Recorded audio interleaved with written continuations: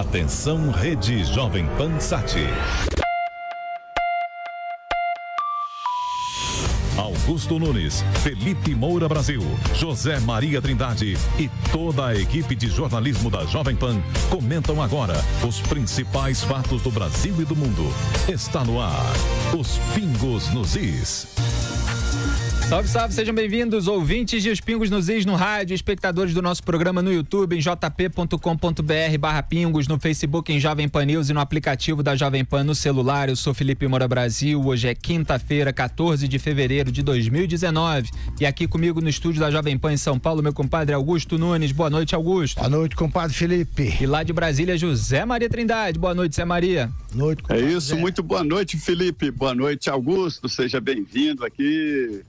Vamos aos destaques de hoje. Bolsonaro define idades mínimas de 62 anos para mulheres e 65 para homens na Previdência. Militares agem para estancar crise e evitar demissão de Gustavo Bebiano. E o Supremo Tribunal Federal, STF, rejeita a indenização a vítimas de homofobia. Tudo isso e muito mais você acompanha em Os Pingos nos Is de hoje, que está só começando, e você, como sempre, pode e deve participar do nosso programa mandando a sua mensagem curta de áudio ou de vídeo, com um comentário que você quiser sobre o tema que você escolher. Diga, por favor, no fim, o seu nome e o nome da cidade de onde você está falando. O DDD é 011, aqui de São Paulo. O número é sempre o mesmo. Quem não anotou, anote agora.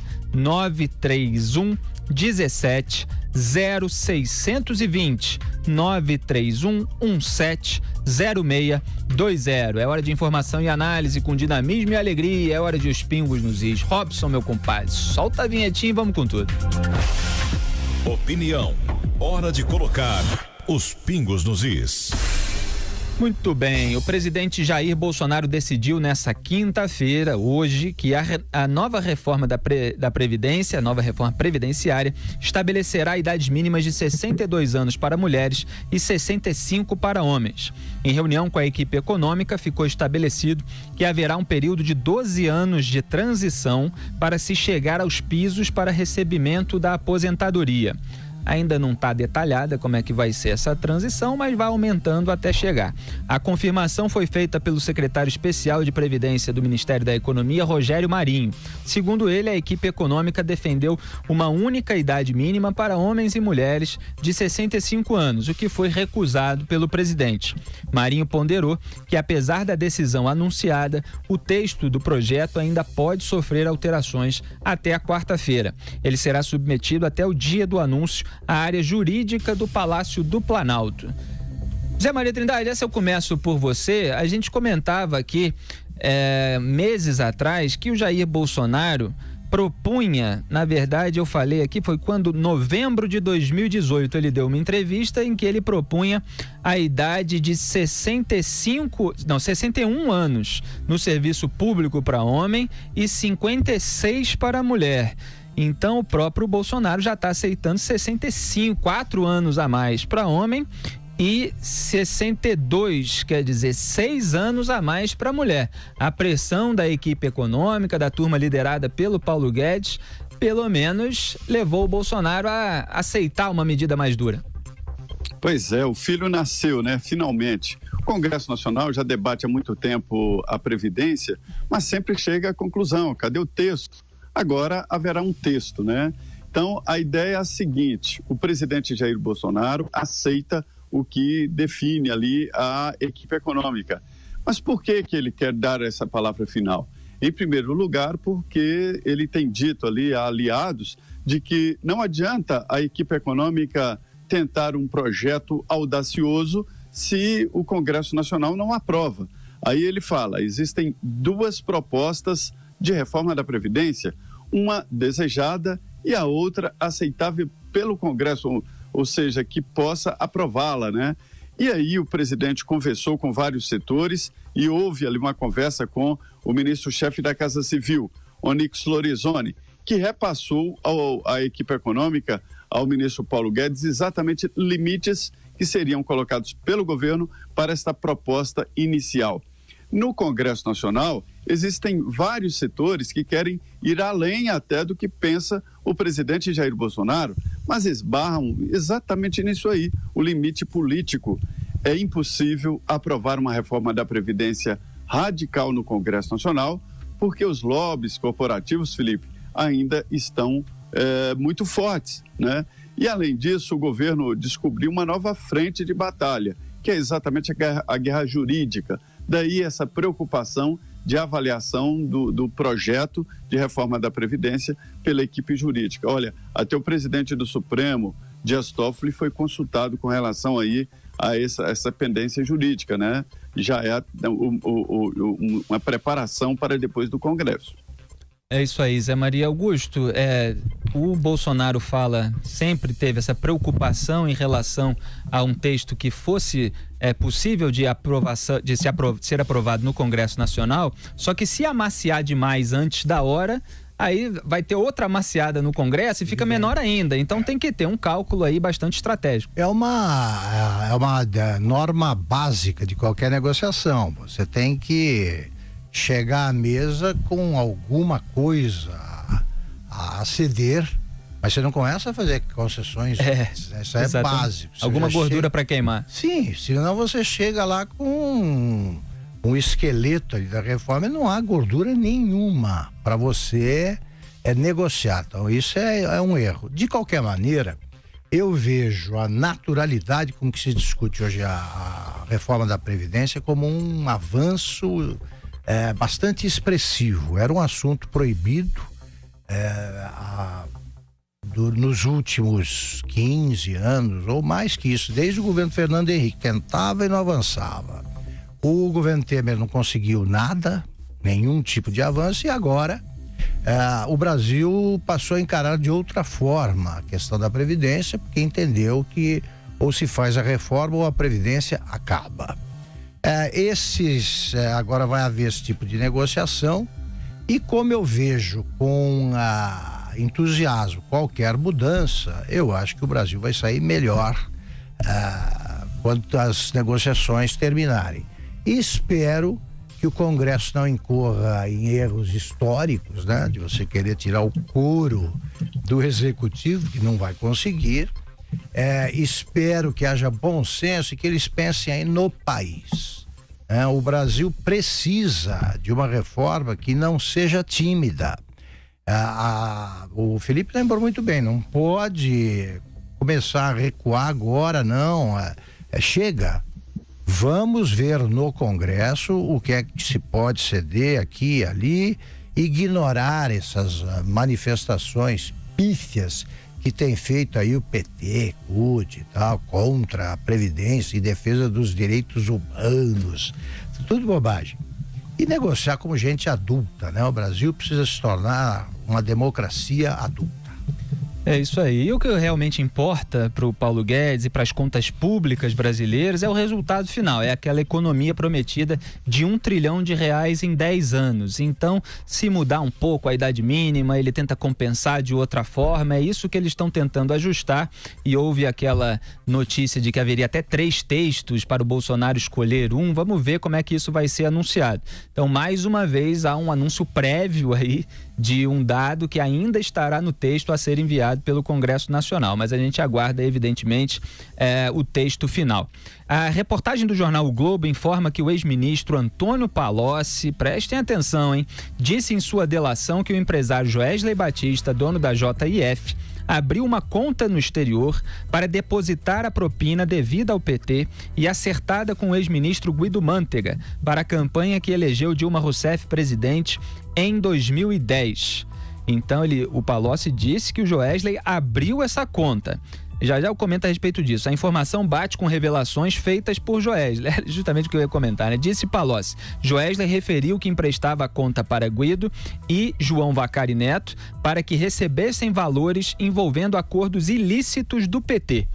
As contas abastecidas com $150 milhões pelo grupo empresarial no exterior foram utilizadas pelo PT para comprar o apoio de aliados e financiar o Caixa 2 da eleição de Dilma.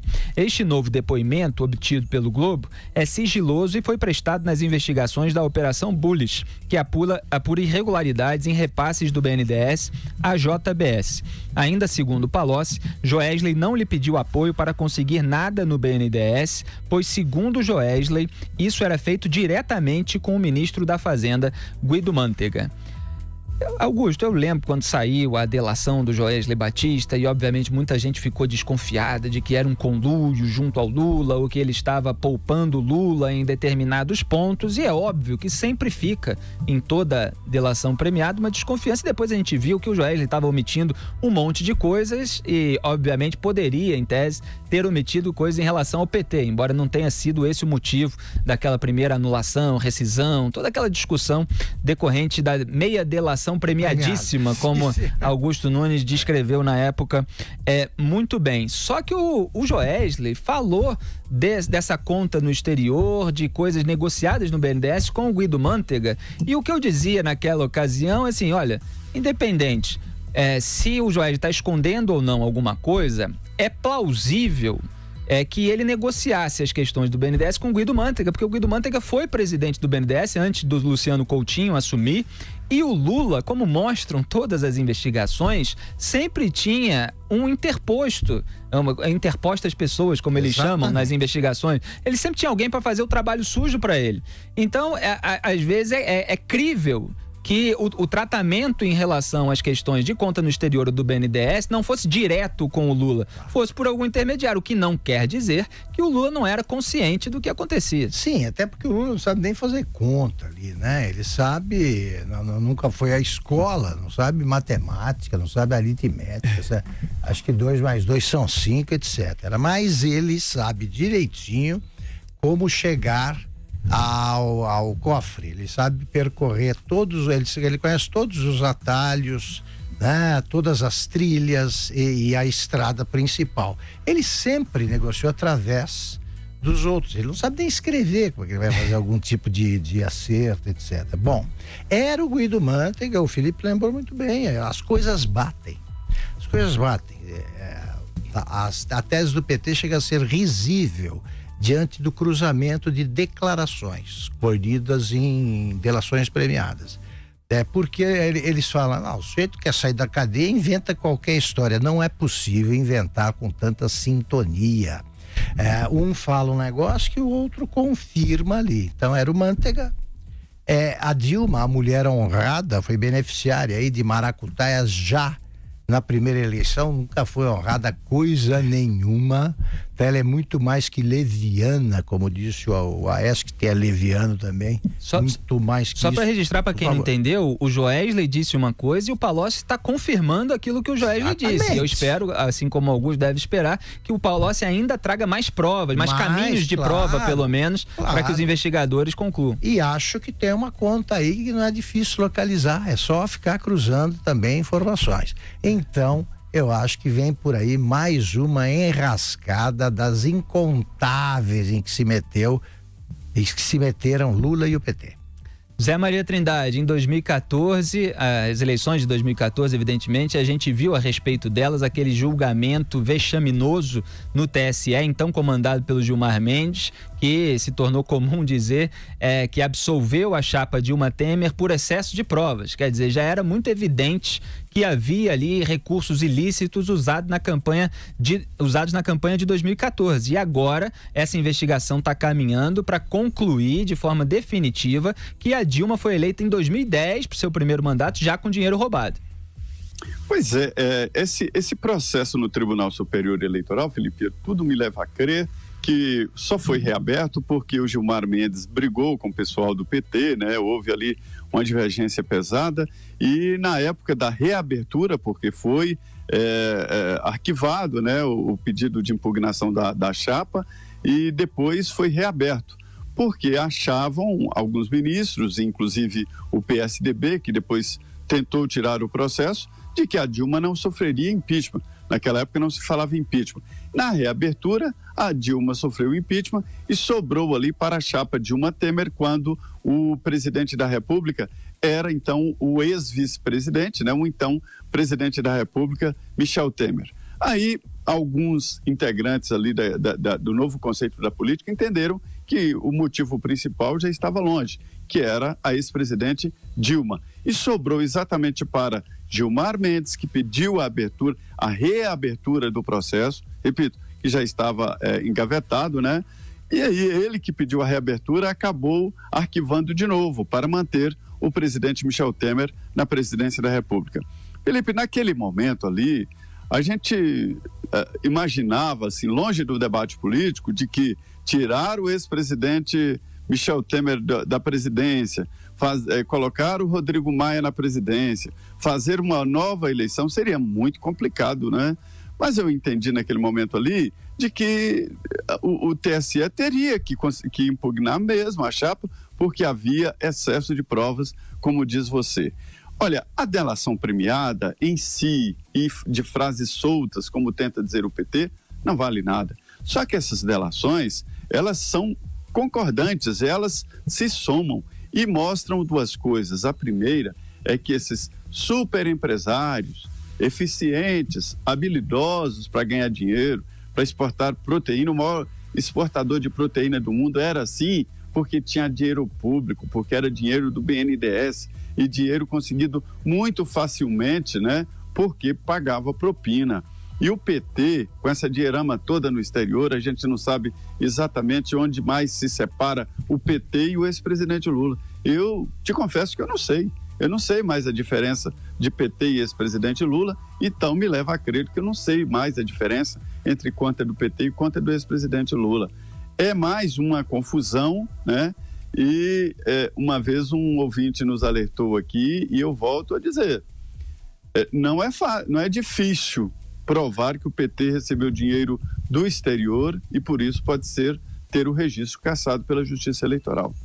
Exatamente, isso é fundamental que aconteça se for comprovado que o PT recebeu dinheiro do exterior, porque está na lei e precisa ser cumprida. Isso nunca é levado em consideração com seriedade, né, Augusto Nunes? Exato. Que se cumpra a lei de cassação de registro de um partido que recebeu dinheiro de forma irregular. E é preciso chegar lá. É claro, se você comete um crime que leva à extinção do partido, para falar, para usar a palavra correta e com todas as letras, é isso aí, tem que cumprir. O Brasil começou a aprender com a Lava Jato a cumprir leis, tem que cumprir todas, ponto. É isso aí, a Lava Jato só vai concluir o seu trabalho quando o PT for extinto, se tudo correr como andam aí revelando essas delações premiadas. A gente vai para o primeiro intervalo comercial de Os Pingos nos Is e volta já. Os Pingos nos Is. Fala, ouvinte internauta da Jovem Pan, fique atento porque o horário de verão termina na virada do sábado para o domingo, à meia-noite do dia 17 de fevereiro.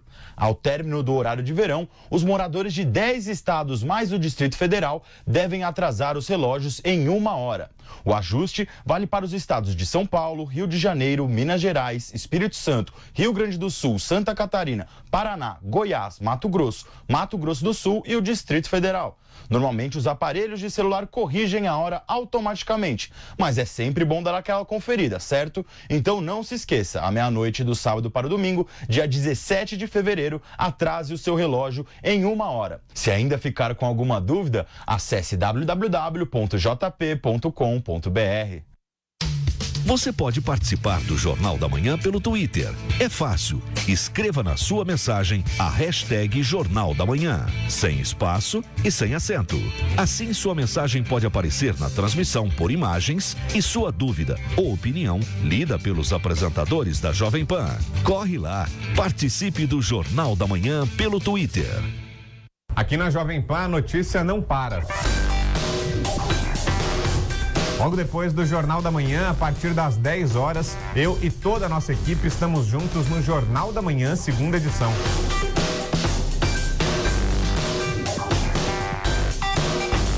Tudo o que você precisa para continuar seu dia muito bem informado, com análises, entrevistas e as últimas notícias.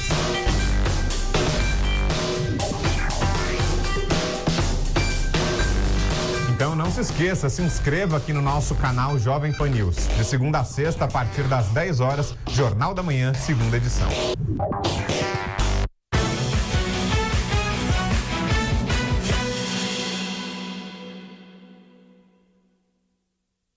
você, tá com seu celular por perto? Sabia que a Jovem Pan tá apenas um toque de distância? O melhor do jornalismo e do entretenimento no Facebook, para você que quer ser o primeiro a saber de tudo. No Twitter, para quem tem sempre o que dizer. E no Instagram, para você que precisa de notícia rápida e, claro, bastidores. Siga as redes sociais da Pan, o melhor do jornalismo e do entretenimento, na palma da sua mão. Todos os dias a partir das 10 horas, logo depois do Jornal da Manhã, você tem encontro marcado com a gente aqui no Jovem Pan Morning Show. A gente vai falar ainda sobre o mundo do entretenimento, notícias de bastidores e ainda informações sobre novelas, reality shows e séries. E também tem muita informação sobre política e as últimas notícias do dia para você continuar bem informado. Será que ele vai continuar nessa fidelidade? Contra fatos não há argumentos. O meu problema é exatamente direcionar essas denúncias. Achei uma pegadinha bem desnecessária, viu? A gente te espera aqui no canal Jovem Pan Morning Show no YouTube todos os dias às 10 da manhã.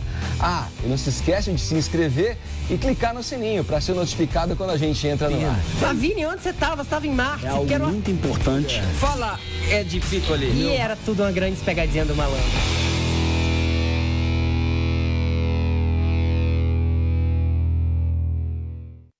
Os principais fatos do Brasil e do mundo você encontra diariamente aqui no Giro de Notícias. São 3 edições diárias com vídeos de até 3 minutos para te informar sobre tudo o que está acontecendo. Então já sabe, se inscreva no nosso canal do YouTube Jovem Pan News, acompanhe as redes sociais da Pan e também o site jp.com.br.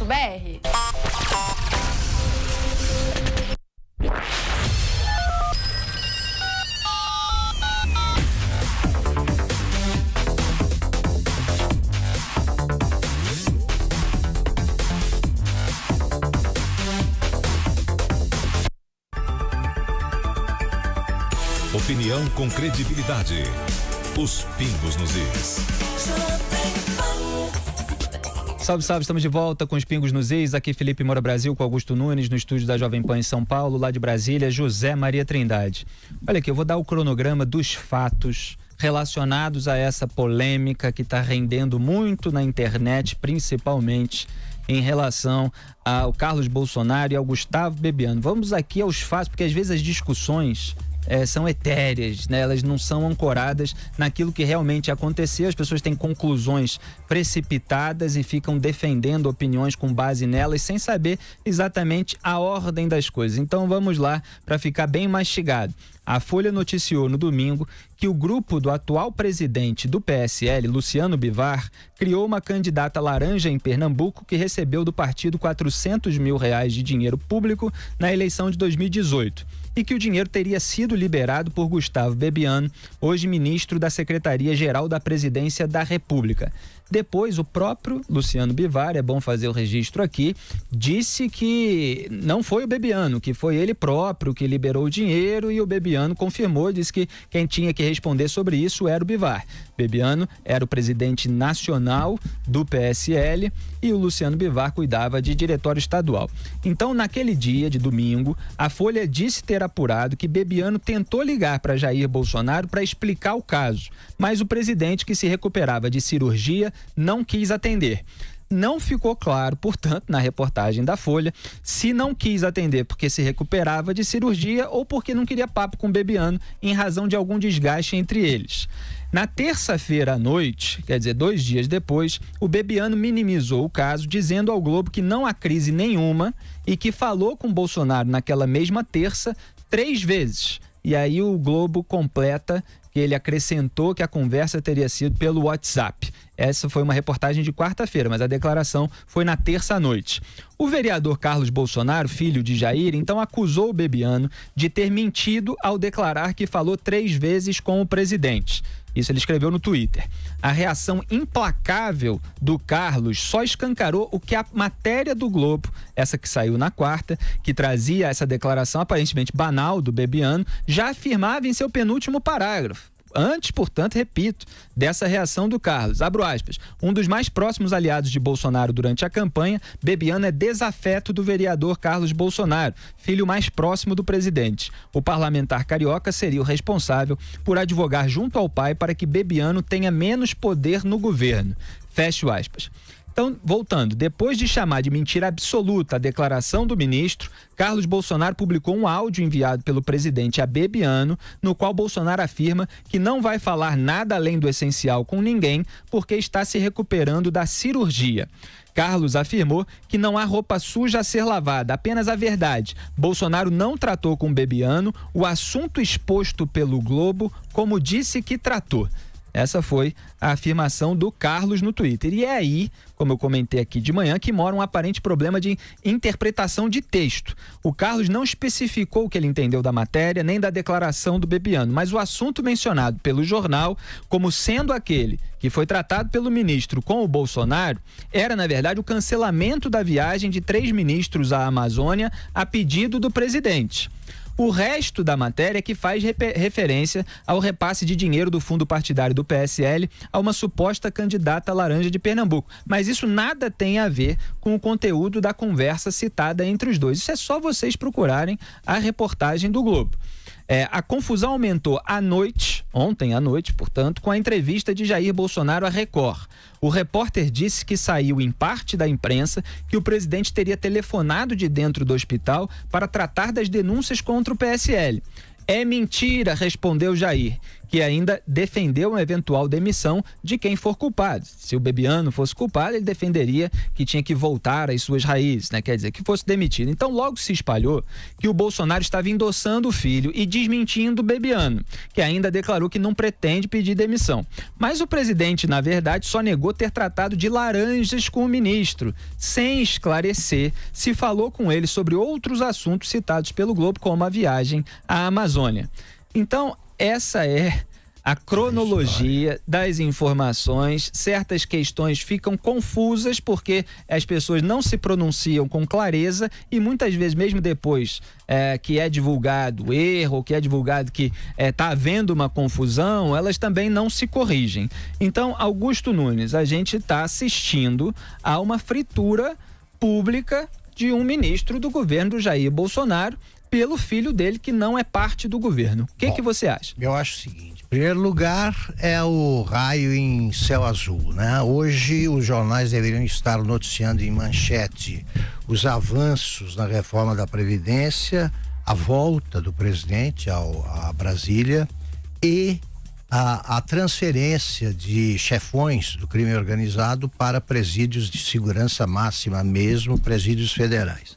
Em vez disso, o que virou manchete foi essa crise criada pelo filho do presidente da República, Carlos Bolsonaro. Vamos lá. Posso afirmar que Bebiano não mentiu.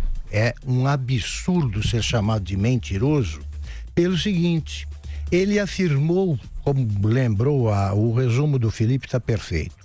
Ele disse o seguinte, que não havia crise, tanto que eu conversei, tanto não há crise que eu conversei hoje 3 vezes com o presidente. Aí foi chamado de mentiroso e explicou: peraí, o Carlos Bolsonaro disse: eu passo 24 horas ao lado do meu pai e não houve nenhuma conversa, não houve telefonema. E aí o Bebiano disse: olha, há várias formas de conversar. Nós conversamos pelo WhatsApp, trocando mensagens. Tanto conversaram que foi decidido o cancelamento da viagem. De 3 ministros. De 3 ministros, né? Esse foi um dos assuntos. O Bebiano em nenhum momento disse, pelo contrário, né? Você está dizendo, tanto não há crise que nem tratamos disso. Conversou 3 vezes com o presidente.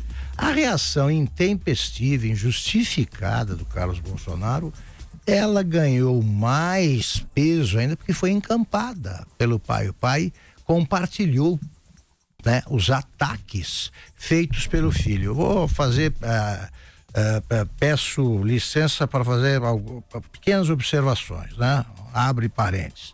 Ninguém fica 24 horas ao lado de alguém, né? Alguém Exatamente. Tem que dormir, né? Dorme, almoça, vai tal. Ao banheiro. Não dá para ficar, vai ao banheiro, não dá para ficar 24 horas assim, vigiando o telefone e vigiando o WhatsApp. Então, mas o que faz em Brasília, desde o dia da posse, um vereador no exercício do cargo, deveria estar com mandato valendo, no Rio de Janeiro.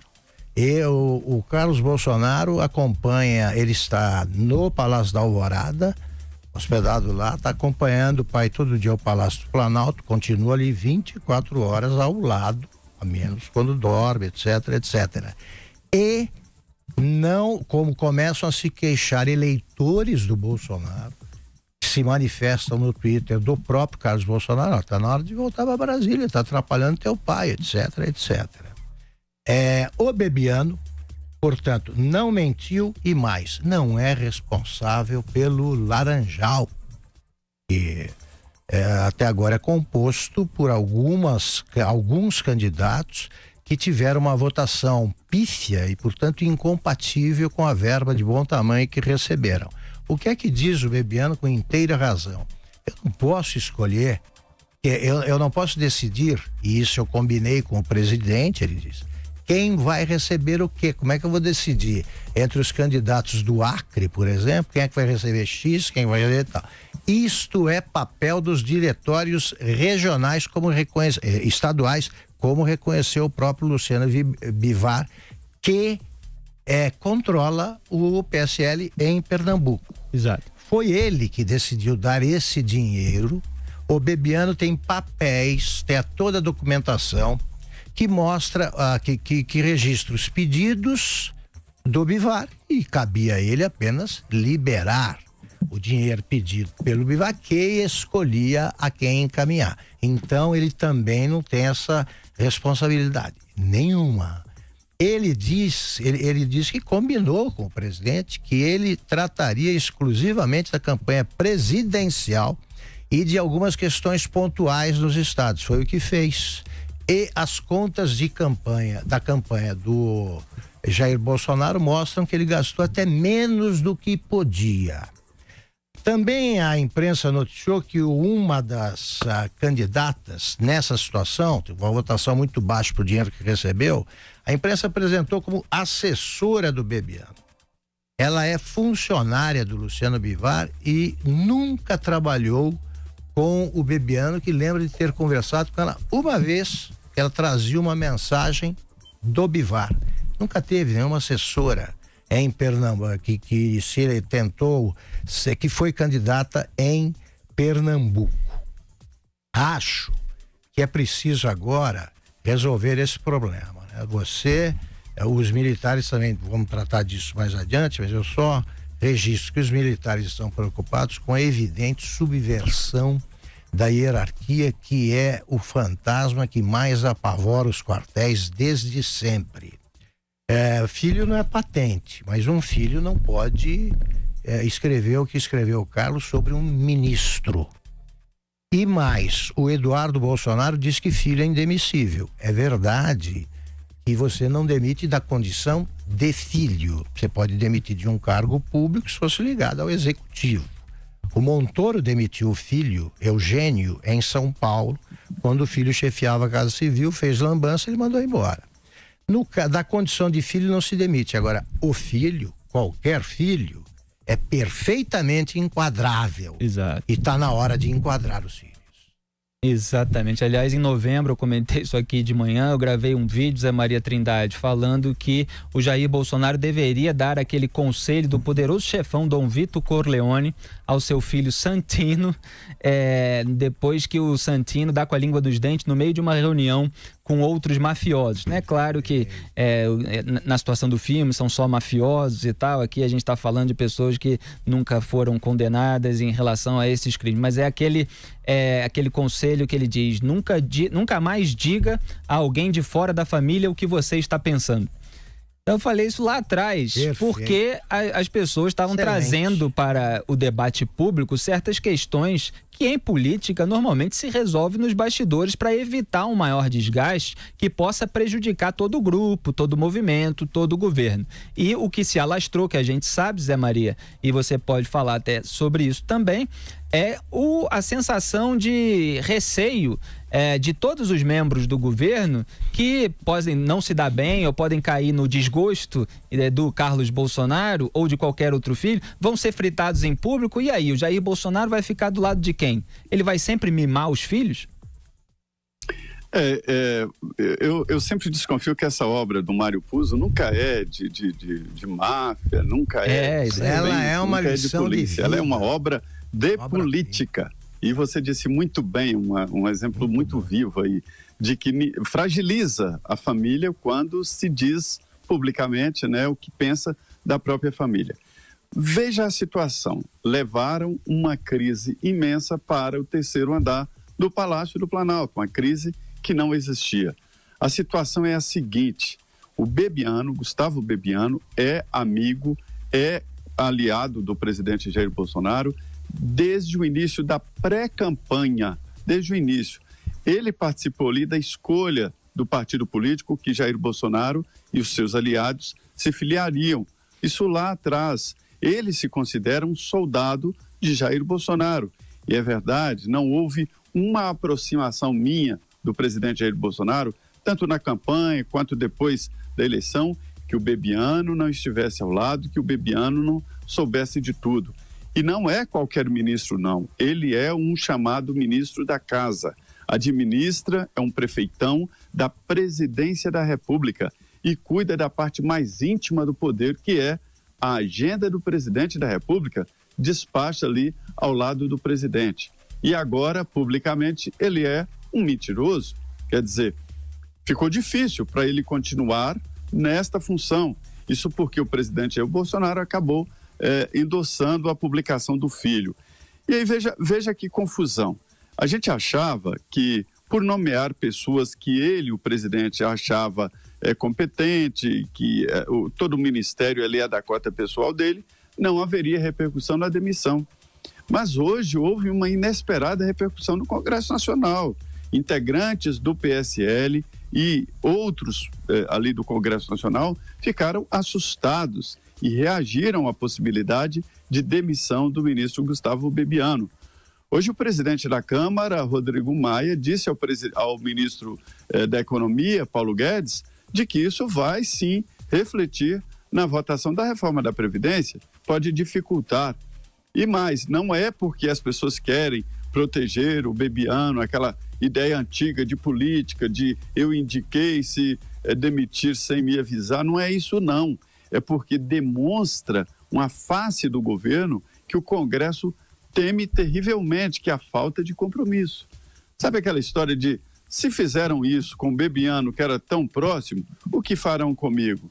Se não assumiram o compromisso com o Bebiano, como vão assumir comigo os compromissos políticos? Então veja que confusão.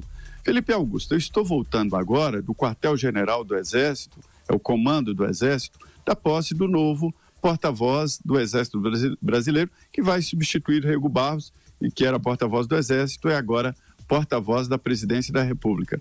E lá conversei com vários generais, aliás, eu nunca vi tanto general. Para ser mais sincero, eu nem sabia que existia tanto general no Brasil e nem no mundo. Todos assim mandaram abraços para vocês, fiquei impressionado com a quantidade de militares e de generais que acompanham aqui o Pingo nos Is. Ótimo. Então lá, a conversa ainda era essa. E eu encontrei com o general Heleno. General Heleno é o ministro-chefe ali do Gabinete de Segurança Institucional. E a informação que eu tinha era de que está na mesa do presidente Jair Bolsonaro já um resumo sobre o que realmente aconteceu. De onde saiu o dinheiro para essa candidata que não seria eleita, e o presidente, então, teria decidido demitir o Bebiano e fez aquela pressão fritadeira para que ele pedisse demissão e ele se recusou. Ou seja, decidiu pagar para ver e vender caro essa saída do governo. E aí o general Heleno estava lá e eu fui lá, né, conversar com ele. E ele com um copinho de uísque, balançando nas mãos, e eu comecei a conversar com ele, ele olhou para mim e falou assim, você acha que eu sou louco? Você acha que eu vou conversar com você tomando uísque? Eu falei, que é bom, né? Porque provoca a tal língua solta. Aí ele diz, olha, eu não sou do PSL, não quero nem saber, e me tirem disso, eu não tenho nada a ver com isso. As informações me indicam que houve sim um trabalho de informação do Gabinete de Segurança Institucional para o presidente Jair Bolsonaro e que o presidente acionou a Polícia Federal porque já sabe da resposta. Um presidente não aciona a Polícia Federal contra um dos seus principais ministros, se já não sabe a resposta. Então veja que problemão foi criado e que crise foi levada, que não existia, foi levada para o terceiro andar do Palácio do Planalto, né? Legal, Zé Maria. Aliás, aproveitando o seu abraço aí aos militares, aproveito também para mandar um abraço aos bons policiais federais, sempre ligados em Os Pingos nos Is. Quando a gente está próximo, eles sempre vêm falar também. A gente precisa chamar os comerciais, mas vai voltar com as declarações de autoridades, de políticos sobre esse caso para mostrar como é que ele repercutiu. Até já. Jovem Pan. Os Pingos nos Is.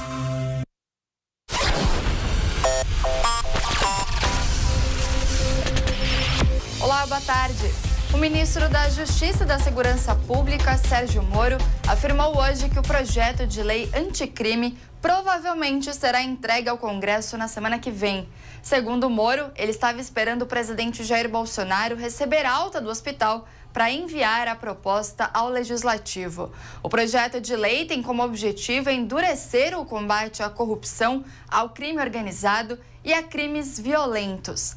Desde que apresentou a versão inicial a governadores e parlamentares, Moro acatou sugestões e fez algumas mudanças no texto. O Ministério da Saúde recomendou hoje que moradores das regiões Sul e Sudeste se vacinem contra a febre amarela.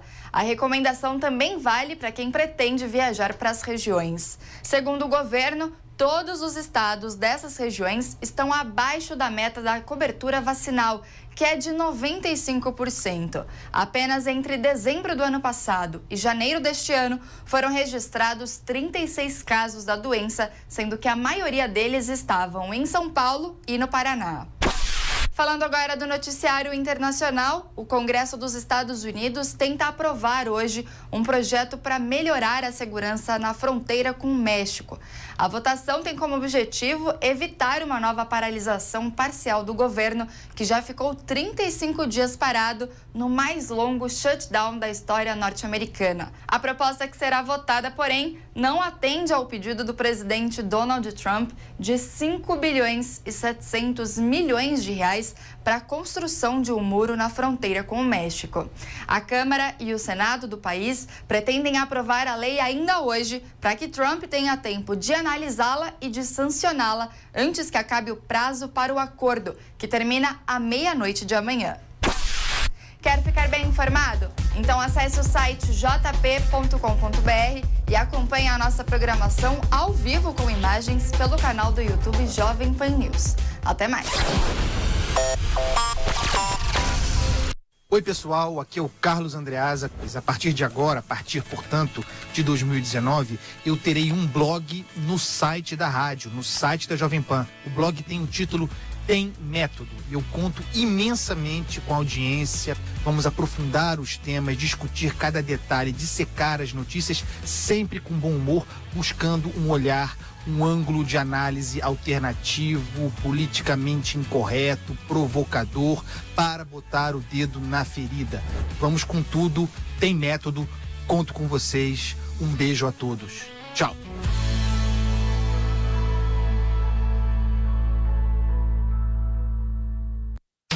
Você pode participar do Jornal da Manhã pelo Twitter. É fácil. Escreva na sua mensagem a hashtag Jornal da Manhã, sem espaço e sem acento.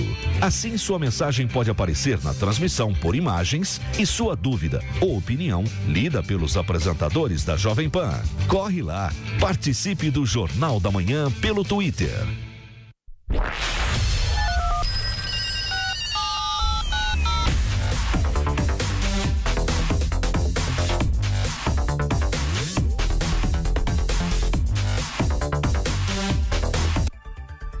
Opinião com credibilidade. Os Pingos nos Is.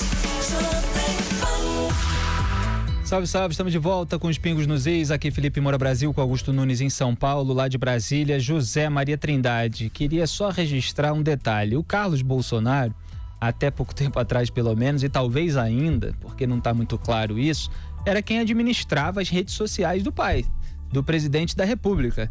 Então, quando o Jair Bolsonaro ontem compartilhou aquele post do Carlos Bolsonaro com o áudio que ele usou para supostamente corroborar a afirmação dele de que o Bebiano havia mentido, sendo que o áudio não corrobora isso, porque não mostra toda a janela de WhatsApp do Bolsonaro com o Bebiano. Então, quando o Bolsonaro compartilhou, eu coloquei no Twitter a questão, será que foi o Carlos Bolsonaro que compartilhou na conta do pai, porque a administra, ou foi o pai mesmo que fez isso, ou que autorizou o filho a fazer? Mas o que importa é que o post continuou lá, na conta do presidente da República, então ele deixou. A questão, e eu fiz questão de fazer aqueles esclarecimentos iniciais no bloco anterior sobre os fatos, é que a gente não dá muito para saber se o Jair Bolsonaro se deu conta ontem da confusão que o Carlos Bolsonaro fez a respeito da declaração. Quer dizer, se ele estava seguro que o Gustavo Bebiano não tinha falado para a imprensa que tinha conversado com ele sobre as denúncias de repasse do PSL. Não era isso. Ele tinha falado sobre conversa com Jair Bolsonaro sobre a viagem de Amazônia. Então, de repente, o Jair Bolsonaro estava ouvindo a confusão que o Carlos Bolsonaro fez. Essa é apenas uma hipótese. Aí o presidente poderia esclarecer esses fatos. Mas integrantes da ala militar do governo criticaram o que chamaram de fritura em praça pública de Gustavo Bebiano. Se quiser tirar Bebiano ou qualquer ministro, há formas menos traumáticas, disse um integrante do governo ao jornalista Gerson Camarote. Aí, evidentemente, quando alguém diz de forma anônima, muita gente não acredita, mas veja que o comentário do general Mourão vai mais ou menos na mesma linha. Ele também comentou o fato envolvendo o ministro. Abro aspas. Ele sempre foi muito respeitoso comigo e gosto dele. Acho que ele se sustenta. Não será boa a saída dele assim. Vamos com calma. Fecho aspas. Ele conversou com o Bebiano durante a madrugada por WhatsApp. Aspas. Ele estava aflito, acalmei-o, cabeça fria, no corpo quente. Fecho aspas. O general Mourão completou. Aspas de novo, precisa investigar a questão do PSL? Lógico, até lá, Bebiano está no mesmo pacote do ministro do Turismo. Não é assim, ele sempre foi leal. Fecho aspas. Aliás, foi apontado hoje também pela imprensa a diferença de tratamento do caso do ministro do Turismo, que também está envolvido nessas suspeitas de repasse irregular de dinheiro, e o caso do Gustavo Bebiano. Então, Marcelo Álvaro Antônio, ninguém chiou contra ele, ninguém esperneou contra ele. O caso do Gustavo Bebiano expôs uma cisão que já existia. Isso é o que ficou muito claro, Augusto. É por isso que há um evidente desconforto no Palácio do Planalto e na esplanada dos ministérios. Quer dizer, você tem que tratar com especial cuidado um filho. Isso nunca aconteceu na história do Brasil, sob pena de incorrer aí na antipatia do pai. O Gustavo Bebiano, estava lembrando, o Zé Maria já estava tratando desse aspecto. Ele é extremamente leal ao presidente Jair Bolsonaro, sempre foi, e ao contrário do que descreve a Folha, que deve ter conversado com outra pessoa, deve ter visto outra pessoa, ele é um conciliador vocacional, ele é um cara que abre caminhos, aproxima.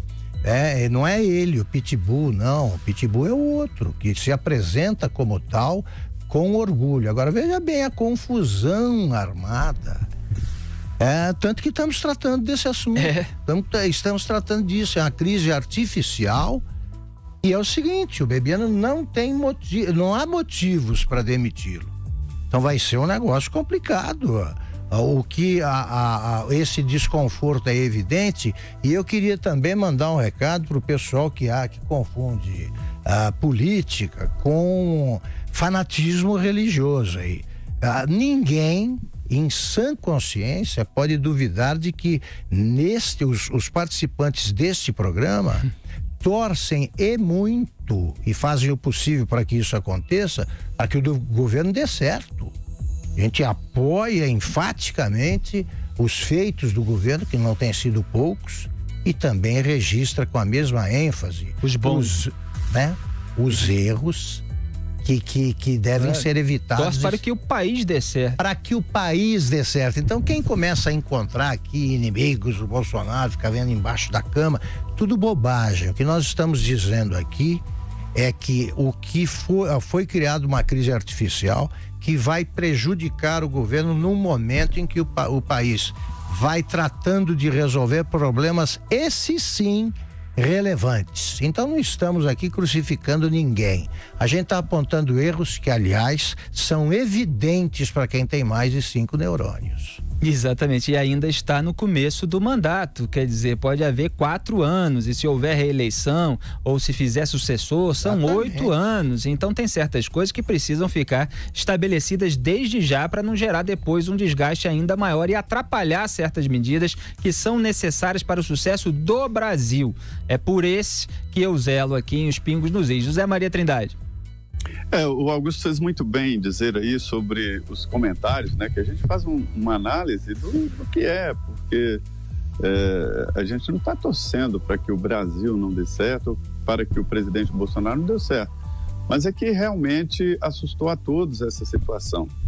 E você, Augusto, falou de uma maneira muito completa, porque eu já disse aqui que o governo Bolsonaro, né, a gestão dele é muito militarizada, né? É aquela história da pirâmide, ele é blindado, ninguém chega no presidente Jair Bolsonaro como se chegava no presidente da República antigamente. É preciso passar por filtros, e filtros militares. Inclusive, um dos filtros é o secretário-geral da presidência, Gustavo Bebiano. E por isso mesmo, ele está tendo muito contato com a comunidade militar. É um pessoal cartesiano, que pensa em gestão muito bem, pensa em gestão pública de uma maneira muito ali impessoal, de cargos e com hierarquia. E quando vê um vereador do Rio de Janeiro, não desmerecendo os vereadores do Rio de Janeiro, mas apenas especificando a função, mandando com tamanha força, né, em um ministro da altura do Bebiano, aí, os militares foram os primeiros a ficarem assustados com essa situação, né? É como você disse, é uma novidade, é uma situação que até o mundo político ficou também assustado. Então a frigideira está armada, o óleo está quente e tudo indica que, se tiver que ser demitido, o Bebiano vai vender caro a demissão. Ele disse que tem que conversar com o Bolsonaro e tem que sair pela porta da frente. É isso aí. É só bom registrar para concluir que o motivo desse tumulto foi absolutamente banal. Uma declaração do Gustavo Bebiano sobre quantas vezes falou com Jair Bolsonaro num dia. Para abrandar qualquer crise. Para abrandar, dizendo que não há crise nenhuma, tentando minimizar aquele desgaste causado pelo surgimento da suspeita de repasses irregulares e pela notícia de que ele teria tentado falar com o Bolsonaro no domingo e o Bolsonaro não teria atendido. Então ele foi lá e disse, não há crise nenhuma, eu falei com ele 3 vezes. Aí isso foi suficiente para detonar uma faísca que acendeu um fogo aí e incendiou a República, né, nos bastidores. Então a questão é sobre o comportamento, sobre a cisão, sobre as disputas de poder interno, sobre a liderança do Jair Bolsonaro, se vai ser forte o suficiente, se vai ter estrutura psicológica para contrariar pessoas que sempre estiveram do lado dele, como os próprios filhos de vez em quando. Exatamente. Então essas são as questões importantes. Às vezes uma questão banal detona questões de fundo que são muito importantes e precisam ser resolvidas, principalmente num começo de mandato. Vamos pular aqui para a pauta 7. O Estadão informa hoje que o sobrinho de Jair Bolsonaro, Leonardo Rodrigues de Jesus, rodeia o presidente desde a transição de governo. Em Brasília, expandiu o livre acesso aos gabinetes do Palácio do Planalto, mesmo sem ter cargo na presidência. Sobrinho do presidente, ele é conhecido como Léo Índio e é íntimo de Carlos Bolsonaro. A SECOM afirmou que Léo Índio não ocupa cargo em nenhum órgão da presidência da República. Apesar disso, ele ostenta um crachá amarelo da presidência quando caminha livremente nas dependências do Planalto em locais de acesso restrito. A desenvoltura gera desconfiança de assessores presidenciais que veem no sobrinho do presidente uma espécie de olhos e ouvidos de Carlos Bolsonaro. Zé Maria Trindade, como é um relato sobre o que acontece aí em Brasília, eu começo por você. O que você sabe mais a respeito? Olha, geralmente os presidentes da República têm esse tipo de crachá especial para alguns, né, que não trabalham formalmente pelo governo, mas que ficam ali ajudando, fazendo um tipo de assessoria. Se houver a comprovação e a ligação de qualquer ato ou qualquer interferência de uma pessoa assim, se transforma em crime, né? Porque o ato público, ele é exclusivo de funcionário público, e isso tem que ser publicado no Diário Oficial, é um ato exclusivo. Isso até para definir responsabilidades, né? Por cada ato. Na verdade, ele tem sim ido ao Palácio do Planalto, a gente não tem mais acesso ao terceiro andar, o andar do presidente da República, antes tinha, né? Não tem mais acesso ao terceiro andar, mas ele tem sim livre acesso ao Palácio do Planalto. Agora, veja bem, essa história de ter olhos e ouvidos é coisa medieval, né? Coisa de reis, que tinha olhos e ouvidos em todos os lugares. Isso, numa sociedade democrática, não existe. E o filho do presidente, né? Ele pode também, ele tem acesso ao Palácio do Planalto, e integrantes da bancada no Congresso até se assustaram com a presença dele em reuniões ministeriais e reunião com líderes. Eu entendo, Felipe, que são os primeiros dias ainda de governo, é uma fase de adaptação, há dificuldades ali para a gente entender porque se tratam de filhos que são também políticos e que ajudaram muito, trabalharam muito junto com o pai, não é nenhum presente ali de que o pai está trazendo os filhos, eles trabalharam. Durante a campanha, todo mundo conhecia e até votou nos filhos do Bolsonaro. Um foi o deputado mais votado da história do país, né? O Carlos Bolsonaro não foi candidato, mas o Flávio Bolsonaro foi e o Eduardo Bolsonaro também. Então, é uma novidade e está todo mundo ali tateando para ver exatamente onde pisar e como é essa relação que é diferente. Olha aqui, meu pai, tudo somado os mandatos que ele exerceu, ele ficou 15 anos na prefeitura de Itacoaritinga. Sabe quantas vezes eu fui lá? Nenhuma. Nem na posse? Nem na posse, fui na uma posse dele, fiquei lá no meio da multidão. Por quê? Eu conversava com ele em casa. Se eu tivesse alguma sugestão a dar, eu dava em casa, eu nunca me meti a isso, e a gente tem de ser justo. Aí quando os filhos do Lula começaram a tratar como playground o Palácio da Alvorada, aí a gente registrou. Como é que é isso? Como é que vai ficar passeando pelo Palácio?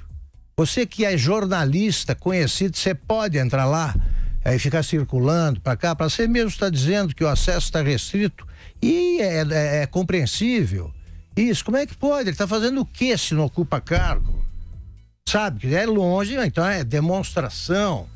É uma demonstração insolente de prestígio. Eu falo para os meus amigos, vai lá na prefeitura e pode ficar andando porque o meu pai manda naquele negócio. Não é assim. E o cargo de presidente da República deve ser tratado com muito zelo e com muito respeito, a começar dos filhos. Sobretudo pelos filhos. Eu respeitava a figura do prefeito e sabia que antes do meu pai vinha o prefeito, que era um homem público, pô. Então eu não folgava, para usar a palavra que a gente evocava para tratar disso. Eu nunca folguei. E estão folgando no Palácio. Exatamente, esse deslumbramento, muitas vezes caipira, que aparece de gente, deslumbrada com a fama. Existiram vários episódios que mostraram que determinadas pessoas que assumiram cargos públicos, inclusive parlamentares e dentro do governo, tiveram muita dificuldade de fazer a transição entre o ativismo e essa ocupação dos cargos públicos, com decoro, com respeito à liturgia do cargo. Da mesma forma, é preciso saber diferenciar o que é a vida privada e o que é a vida pública, saber respeitar esses limites para não se igualar justamente a toda aquela velha política que a gente tanto condenou, tanto criticou tantas vezes. Então esse pessoal fica fazendo selfie, deslumbrado, porque está viajando para fazer um desempenho de uma função lá no exterior e que está postando na rede social aquela alegria de estar ali. Você está lá para trabalhar pelo Brasil, sendo pago pelo dinheiro dos pagadores de impostos brasileiros. Então vamos parar com esse negócio de tirar onda, né? Então o Jair Bolsonaro precisa dar limites aí para essa família, porque tudo respinga nele. É um governo que tem tempo de fazer um comentário. Claro. É um governo que despertou uma imensa esperança no povo brasileiro, então tem que cuidar desse patrimônio. Vou registrar só um fato que, por envolver militares, eu acho que é especialmente pedagógico. Na reunião que decidiu quem deveria ser o sucessor do Emílio Médici Hoje, o ministro da Guerra, que era Orlando Geisel, ministro, não me lembro se era do Exército ou da Guerra, do Exército, ele disse o seguinte: acho que é a vez do Ernesto, irmão dele, Ernesto Geisel, e o Emílio Médici, que achava o Geisel um bom nome para substituí-lo, encampou. O Orlando Geisel tinha certeza absoluta de que o irmão iria mantê-lo no cargo. Ele foi falar com o Ernesto Geisel, ele falou: olha, então vamos combinar, eu vou continuar no cargo e tal. O Ernesto: não vai, eu não posso te manter, porque pareceria uma república bananeira o Brasil se eu tivesse como ministro do Exército o meu irmão. Então, infelizmente, isso não será possível. Os dois ficaram para sempre com as relações estremecidas, mas o Geisel estava certo e agiu direito. Então tem hora que vocês têm de esquecer os laços de família para pensar no país. É isso aí, a gente precisa chamar os comerciais e volta já. Jovem Pan, os pingos nos is. Eu, Silvio Navarro, estou no comando do 3 em 1, programa da Jovem Pan que traz, todos os dias, 3 olhares diferentes sobre o Brasil e o mundo. Eu, Vera Magalhães, debato os principais assuntos da política com o Joel Pinheiro e com o Carlos Andreasa lá no Rio de Janeiro. Com esse time não tem frescura, a gente não alisa. Se não gosta, fala mesmo. A gênese já foi mal formulada. Isso é uma questão até de justiça, mas não vai resolver o problema. Algum grau de conflito nessa mudança haverá. A gente se reúne de segunda a sexta-feira, sempre às 17h30. E se você quiser assistir o programa, basta acessar o nosso canal do YouTube, Jovem Pan 3 em 1. Não esqueça de se inscrever.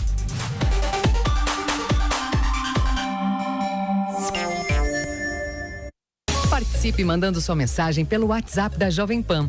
Meu nome é Sérgio, sou do interior de São Paulo, de Mogi-mirim. Sou um fã de vocês, tenho acompanhado recentemente o programa, agora é todo dia, já deixei a notificação aí, o sininho, para me avisar. Eu sou Emerita de Azevedo Batista e falo de Campos dos Goitacazes, Rio de Janeiro. Meu nome é Ivan, estou falando aqui de Montreal. Quem está falando é a Célia, aqui do estado da Califórnia, Estados Unidos. Acompanho vocês todos os dias. Muito obrigada por vocês trazerem notícias do Brasil para nós. É isso aí. Adiciona o número da PAN nos seus contatos e mande sua mensagem em vídeo em 11 93117 0620. No Esporte em Discussão, você encontra o melhor time de comentaristas esportivos do rádio e da internet. 90 minutos de muita discussão, informação e muito bom humor sobre os principais assuntos do mundo do futebol.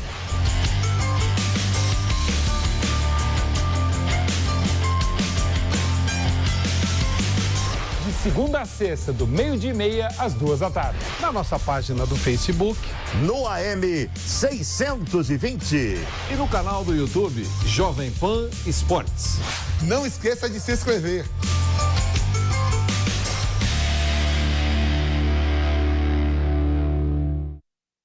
Ei você, tá com seu celular por perto? Sabia que a Jovem Pan tá apenas um toque de distância? O melhor do jornalismo e do entretenimento no Facebook, para você que quer ser o primeiro a saber de tudo. No Twitter, para quem tem sempre o que dizer. E no Instagram, para você que precisa de notícia rápida e, claro, bastidores. Siga as redes sociais da Pan, o melhor do jornalismo e do entretenimento, na palma da sua mão. Todos os dias a partir das 10 horas, logo depois do Jornal da Manhã, você tem encontro marcado com a gente aqui no Jovem Pan Morning Show. A gente vai falar ainda sobre o mundo do entretenimento, notícias de bastidores e ainda informações sobre novelas, reality shows e séries. E também tem muita informação sobre política e as últimas notícias do dia para você continuar bem informado. Será que ele vai continuar nessa fidelidade? Ou ele... Contra fatos não há argumentos. O meu problema é exatamente direcionar essas denúncias. Achei uma pegadinha bem desnecessária, viu? A gente te espera aqui no canal Jovem Pan Morning Show no YouTube todos os dias às 10 da manhã. Ah, e não se esquece de se inscrever e clicar no sininho para ser notificado quando a gente entra no ar. Flavini, onde você estava? Você estava em Marte. É algo muito importante. Fala, Ed Pico ali. E era tudo uma grande pegadinha do malandro.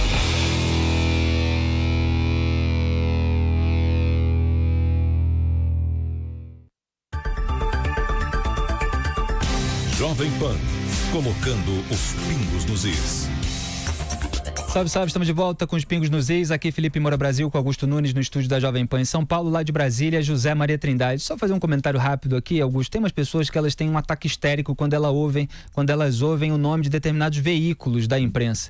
Em 15 anos escrevendo coluna, Augusto, nunca tive ataque histérico ouvindo nome de veículo. Eu pego o que o veículo diz, eu faço uma análise, eu faço uma crítica, eu concordo, eu discordo, eu mostro o que o veículo está dizendo e às vezes as pessoas acusam assim, usar o veículo como fonte, caramba, que decepção com você e tal. E às vezes você está só mostrando aquilo que o veículo está dizendo, porque aquilo que o veículo está dizendo tem uma repercussão no debate público, gera uma onda de outras ações que você é obrigado a comentar, como a gente pegou aqui. A Folha noticiou lá o repasse supostamente irregular do PSL. O Gustavo Bebiano respondeu, deu uma declaração que era a respeito disso, né? Ele estava tentando minimizar um caso que surgiu daí. Aí o Carlos Bolsonaro acusa ele de mentira. Aí vem uma repercussão nacional e a origem é uma coisa que a Folha disse e ninguém aqui está endossando o que disse. Não. É uma suspeita que requer investigação que pode chegar, inclusive, a lugar nenhum e mostrar que nunca aconteceu ou pode realmente encontrar culpados. E tanto é relevante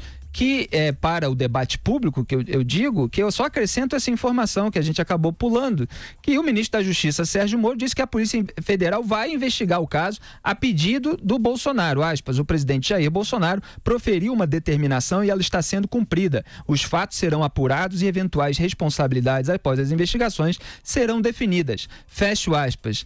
Então, as pessoas precisam parar de ter ataque histérico, os elementos do debate público precisam ser ditos porque eles fazem parte de um todo que precisa ser analisado, Augusto. Perfeito, mas quem levou, quem deu essa dimensão ao que foi publicado pela Folha foi o Carlos Bolsonaro. Exatamente. Foi ele achou que isso era gravíssimo e tal. E botou culpa no Bebiano, etc. Não foi a gente. Nós estamos aqui relatando a gênese de um fato, seus desdobramentos. Agora não pode citar nome. É esse tipo de censura, assim, temos de dizer assim, um jornal,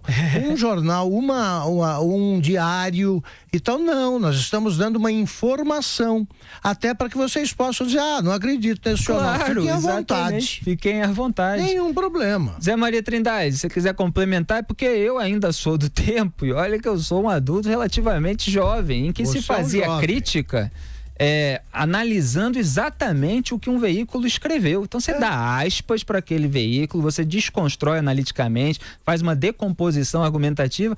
Hoje nas redes sociais é tudo lixo, é uma vergonha, é uma decepção. Isso não é crítica. Podem gritar à vontade. Diga aí, Zé Maria. Mas é exatamente isso que você falou. Porque até quando a gente cita um veículo, o ouvinte pode se posicionar sobre aquela informação, ou seja, é um detalhe a mais exatamente para que todos se informem. E olha, a informação, há sim várias opiniões, há tendências em veículos de comunicação, mas existem algumas informações, como nós estamos falando aqui, até com certo constrangimento, porque é difícil você falar de uma coisa que um filho do presidente da República chame um ministro dessa altura, né, que é o ministro, o chefe da Secretaria-Geral, de mentiroso, e isso publicamente. Então, é preciso dizer e citar alguns veículos ou pessoas, enfim, para dar uma informação a mais sobre nossos comentários e informações aqui. Exatamente, é só para registrar esse ponto. A gente não aposta na burrice das pessoas. As pessoas são inteligentes e elas podem muito bem concordar ou discordar ao ver o que um veículo publicou. E elas vão acompanhando, assim, o debate público. Mas você sabe o que é que me anima nisso aí? Eu dei uma conferida ontem aí nas manifestações dos leitores, né, que escreveram para páginas no Twitter dos envolvidos e tal, está cada vez maior o número de pessoas que agem racionalmente, examinam o caso e emitem uma opinião sem chilique. Chega de chilique no Brasil. Quem tem chilique é o Jean Willis. Essa minoria barulhenta, melindrosa, né? E que acha que você não deve falar sobre determinadas coisas porque, sei lá, ficam com medo de que contamine todo mundo. As pessoas não são tão idiotas assim, não. O STF começou a julgar hoje se o Congresso Nacional foi omisso ao não criar até agora uma lei que criminalize a discriminação pela chamada LGBT-fobia. O ministro Celso de Mello, relator da ação direta de inconstitucionalidade por omissão movida pelo PPS, declarou em seu voto que não cabe ao STF legislar sobre a definição de crimes, função que deve ser exercida pelo Congresso. Foi a primeira coisa que eu defendi aqui ontem no programa quando citamos esse assunto. O ministro também entende ser inviável a solicitação do PPS para que pessoas prejudicadas pela homofobia, enquanto o Congresso não decidiu sobre o assunto, fossem indenizadas pelos danos. Por enquanto, os demais ministros do STF acompanharam Celso de Mello na parte do voto em que rejeitou uma indenização coletiva a vítimas de homofobia enquanto não houver a criminalização. O decano disse que ressarcimentos devem ser pedidos em ações individuais contra atos de discriminação concretos cometidos contra gays e transexuais. O general Hamilton Mourão comentou o tema e disse que querer transformar a homofobia em um crime igual ao racismo é um passo além da necessidade. E também, aspas, acho que qualquer crime cometido contra qualquer pessoa, independente da opção sexual dela ou do gênero, é crime. Fecho aspas. Essa declaração do Mourão só não está levando em consideração uma questão do debate. O fato de qualquer crime, como um homicídio, como um espancamento, né, lesão corporal, que se chama, ter sido cometido também com o elemento da discriminação, é um fator que deve aumentar a pena, quer dizer, isso deve ser um agravante, isso faz parte da discussão que está em jogo, Augusto. É isso aí. Eu acho que você disse tudo. Eu vou repetir o resumo que eu fiz no Jornal da Manhã de hoje. A etimologia explica isso aí, resolve o problema. O legislativo legisla, o judiciário julga, o executivo executa. Ponto final. Quando o judiciário começa a legislar, ele também abre uma porta pela qual pode passar algum congresso disposto a julgar. E aí começa a inverter tudo. Os poderes são independentes também por isso. Cada um com a sua função. Não faz o menor sentido o Supremo deliberar sobre isso. A rigor, o Supremo deveria deliberar só sobre questões vinculadas a dúvidas constitucionais. Ele interpreta a Constituição. Depois, com o negócio do mensalão, foro especial, tal, virou um tribunal do júri, né? No caso do mensalão, funcionou como um tribunal do júri, não há diferença. É uma questão, tratou de questões que envolvem advogados criminalistas. Eles é que são os especialistas nisso aí, e não tem nenhum juiz do Supremo que tenha sido advogado criminalista. Ponto. Agora, o Supremo já foi longe demais. Ele não pode ampliar uma fronteira que já foi expandida além da conta. José Maria Trindade. É interessante, Augusto, que a gente está aqui desde o início falando sobre isso e separando o que é mérito, né, do debate sobre a criminalização da homofobia. Exato. E o que é função dos poderes, o que é competência de cada um dos poderes, né?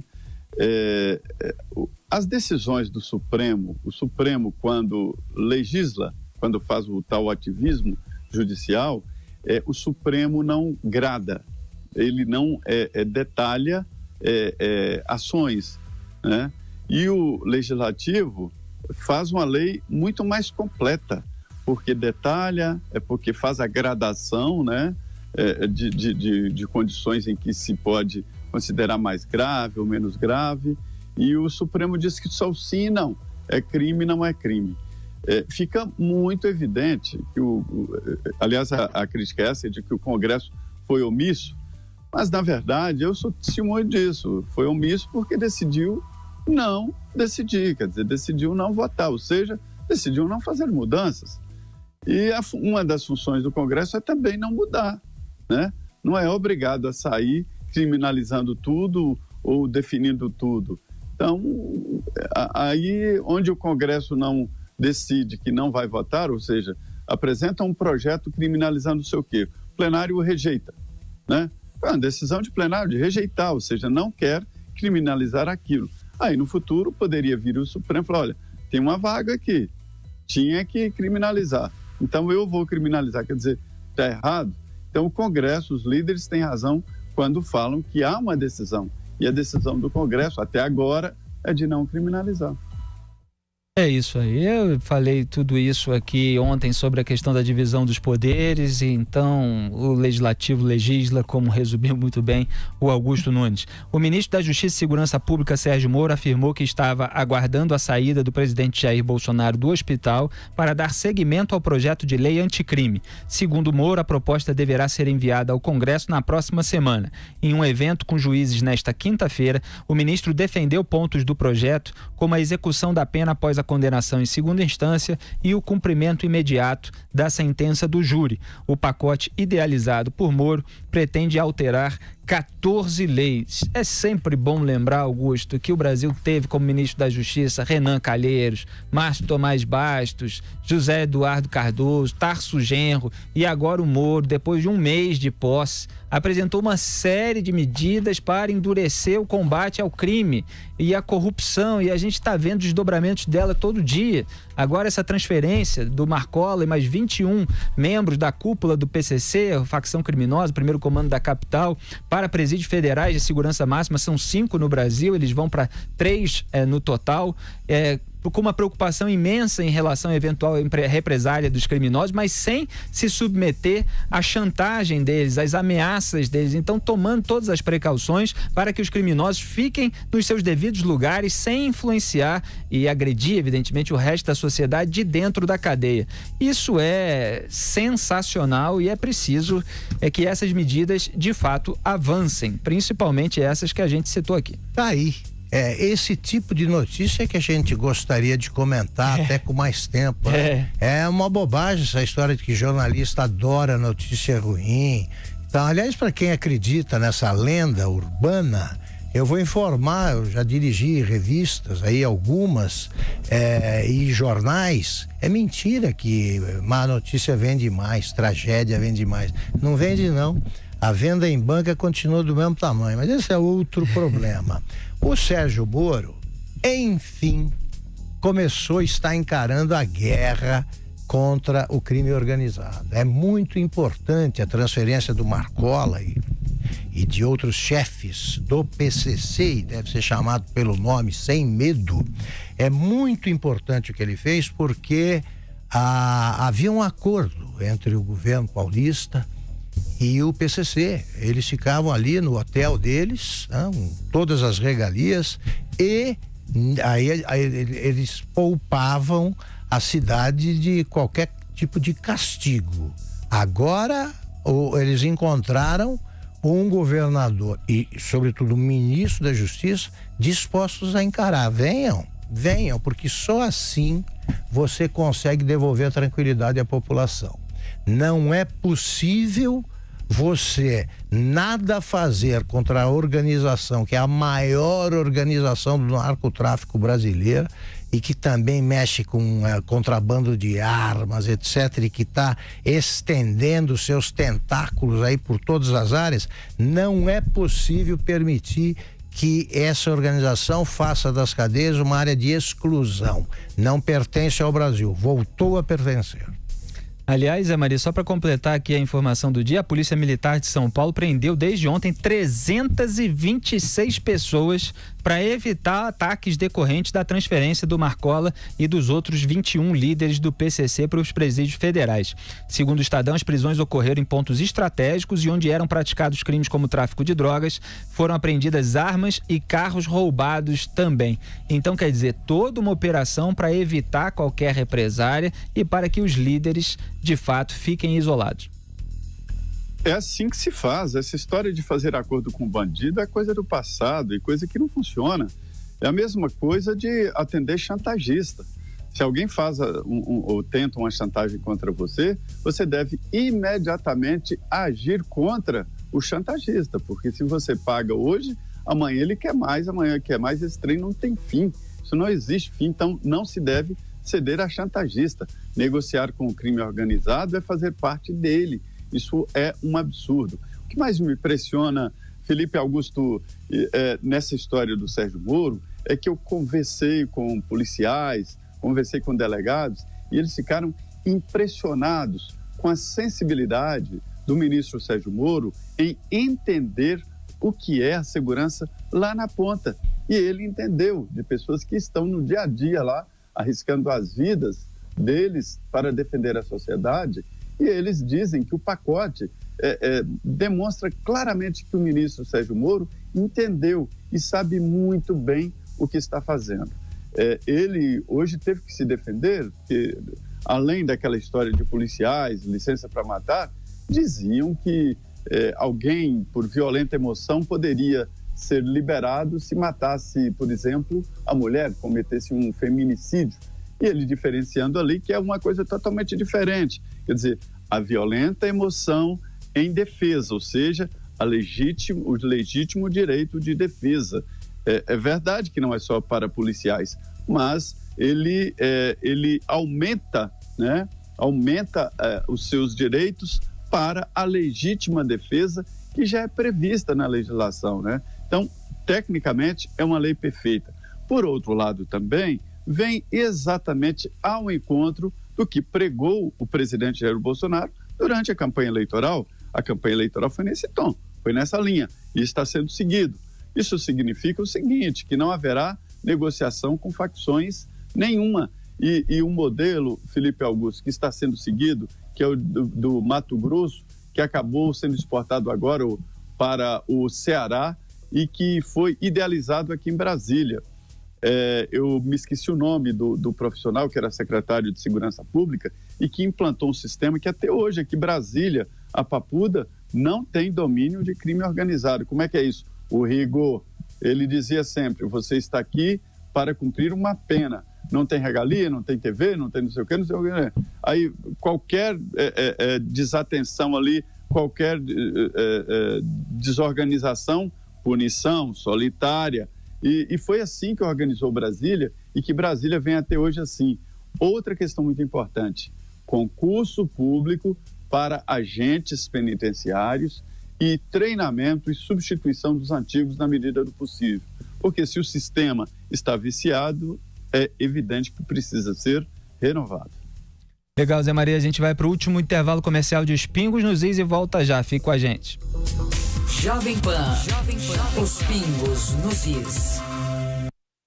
Nesta quinta-feira, as instabilidades deram uma trégua na maior parte do Brasil Central e a frente fria que trouxe chuva esta semana já está na altura da costa do Espírito Santo. Mas nesta sexta-feira, atenção, porque a combinação de um corredor de umidade vindo da Amazônia com uma baixa pressão atmosférica que se forma sobre o centro-sul do Brasil vai voltar a favorecer chuvas expressivas desde o norte do Rio Grande do Sul até a metade sul de Minas Gerais. Aliás, o acumulado de chuva previsto para a faixa leste paulista, o Rio de Janeiro e o sul de Minas passa dos 70 milímetros nos próximos dias e com a condição de um solo já encharcado, fica ainda o alerta para o risco de deslizamentos de terra, alagamentos e enchentes. Além disso, essas instabilidades vêm acompanhadas por ventos fortes, descargas elétricas e pode até cair granizo. Portanto, atenção, durante um temporal, procure abrigo, não fique em campos abertos ou embaixo de árvores.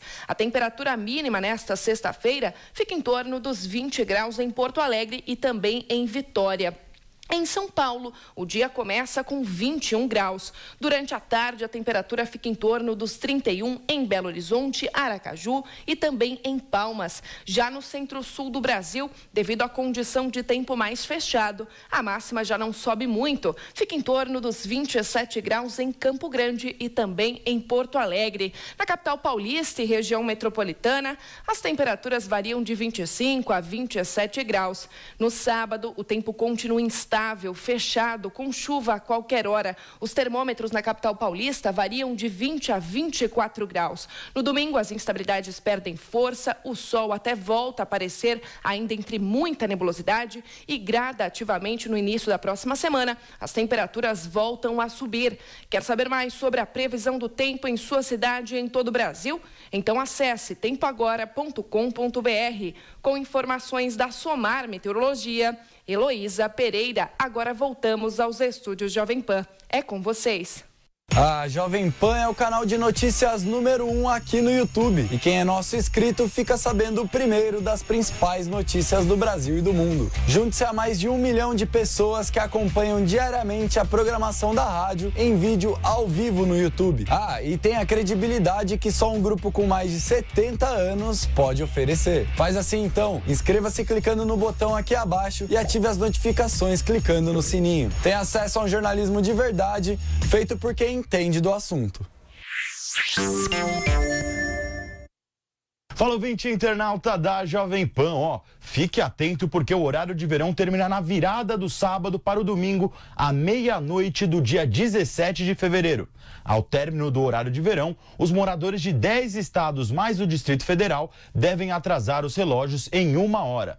O ajuste vale para os estados de São Paulo, Rio de Janeiro, Minas Gerais, Espírito Santo, Rio Grande do Sul, Santa Catarina, Paraná, Goiás, Mato Grosso do Sul e o Distrito Federal.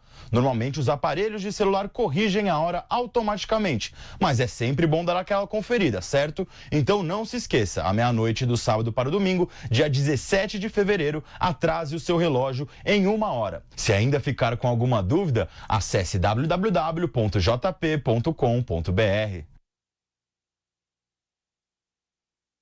Com credibilidade. Os pingos nos is. Salve, salve, estamos de volta com os pingos nos is e vamos direto ouvir os ouvintes. Solta aí, Robson.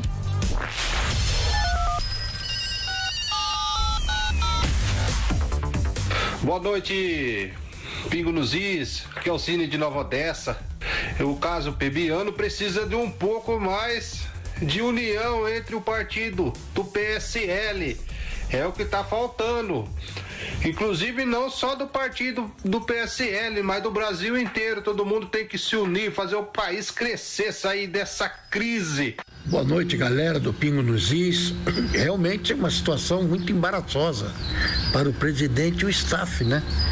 E esse filho do Bolsonaro, Carlos Bolsonaro, que é vereador no Rio de Janeiro, devia estar preocupado com as coisas do Rio de Janeiro, não se metendo no governo do pai dele, que está indicando, estava no hospital, agora deu alta, tudo bem. O Carlos Bolsonaro, aquela dia no carro do presidente, no dia da posse, realmente foi uma coisa deu muita moral para ele, foi que está se achando presidentinho. O pessoal do WhatsApp já chama de presidentinho. Seria um novo Golbery do Couto e Silva, igual o Augusto, conhecedor de política, pode dizer, explicar quem foi Golbery nos governos anteriores? Boa noite, Arthur Almeida, Toledo, Paraná. Boa noite, pessoal dos Pingos nos Is e ouvintes da Jovem Pan. Pois é, vamos ver qual vai ser a próxima desculpa para salvar a imaculada Dilma Rousseff. Agora está mais claro do que a luz do dia. Veremos quais serão os próximos passos nesse jogo de xadrez, onde o peão, que é o povo brasileiro, sempre paga no final. Helder de Lorena. Muito obrigado pelas mensagens aos ouvintes e espectadores de Os Pingos nos Is. A gente sempre recebe com muita alegria. Diga lá, Augusto. Eu não vejo semelhanças entre o Golbery, do Couto e Silva e o Carlos Bolsonaro, sobretudo porque o Golbery, que era um homem muito inteligente, ele primava pela discrição. Ele tinha muita influência, teve muita influência nos governos Geisel e Figueiredo, mas era um homem que sempre agia nos bastidores e agiu no sentido de tirar o exército de cena, porque ele achava que aquilo ia quebrar a unidade militar, estava prejudicando a hierarquia do exército, então ele foi um dos autores da abertura lenta e gradual executada pelo Geisel. Legal, e a gente ia falar que, peraí, deixa eu pegar a minha notinha, é isso aqui, o velório de Bibi Ferreira reuniu na manhã dessa quinta-feira no Teatro Municipal no centro do Rio, amigos e parentes que foram prestar suas últimas homenagens à maior diva do teatro musical brasileiro. A atriz e cantora morreu na tarde desta quarta-feira, aos 96 anos, após sofrer uma parada cardíaca. O corpo chegou ao Teatro Municipal às 9 horas da manhã e a pedido pedido da própria Bibi, o caixão permaneceu fechado. Na sequência, o corpo foi cremado em cerimônia apenas para familiares. 19 começou com muitas perdas nesse Brasil, mas vamos zelar para que tenhamos muitas alegrias ainda nesse ano, sempre com o espírito bem-humorado aqui de Os Pingos nos Is. Boa noite, Zé Maria Trindade. É isso, a Medeia, que era filha do rei, né? E depois de traída, ela reagiu com bruxarias e tal, uma história muito interessante. Muito boa noite. Boa noite, Augusto, e boa noite a todos. Até amanhã, foi muito bom. Boa noite, Zé Augusto. Boa noite a todos os ouvintes e espectadores de Os Pingos nos Is. Esse programa que é de segunda a sexta, das 18h30 às 20 horas, com transmissão ao vivo no YouTube em jp.com.br/pingos, e também os trechos de destaque e as íntegras ficam disponíveis para você assistir a qualquer hora em jp.com.br/pingadas. Ou então você procura o canal dos Pingos nos Is no YouTube, clica lá no nosso canal e clica na aba vídeos, que você vai ver todo o nosso arquivo. Até amanhã, um grande abraço a todos.